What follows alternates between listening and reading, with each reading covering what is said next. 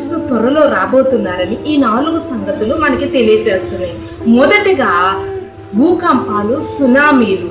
ఎక్కడ చూసినా నెహ్రూ జిల్లాలో భూకంపాలు, ఈ మధ్యన ఎక్కడ చూసినా సునామీలు, భూకంపాలు, కరువులు భయంకరంగా కనిపిస్తున్నాయి.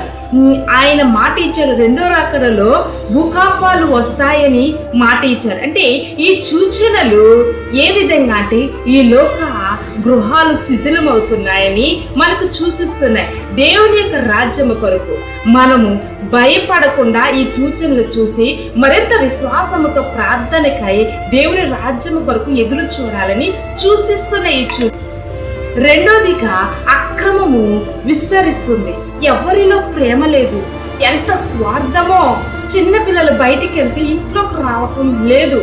ఎవరిని చూసినా వారిని చూసినా వారి ఇష్టమే జరిగిస్తూ వారి క్రియల్లోనే వారి ఆశలు జరిగించుకుంటున్నారు.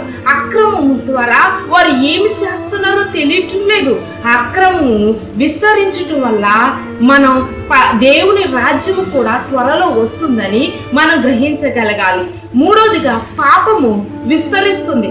పాపని లోకం ఎంతగా ప్రేమిస్తుందో దేవుని నమ్ముకున్న మనము దాన్ని ద్వేషిస్తుంటే అది ఇంకా ఇచ్చలవిడిగా త్రాగుడు, లోకాశలు, వ్యభిచారాలు, పాపము లోకములో మనుషులలో లోకం అంతం వరకు ఇవి పెరుగుతూనే ఉన్నాయి. దేవుని రాకడ సమీపంగా ఉంది కాబట్టి ఇప్పుడు మనం క్షమించమంటే ఆయన రాజ్యంలోకి వెళ్ళగలుగుతాం. క్షమాపణ మనం కోరుకోవాలి.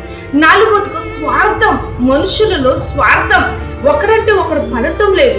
నేను బాగుండాలి, నా జీవితమే ఇలా స్వార్థం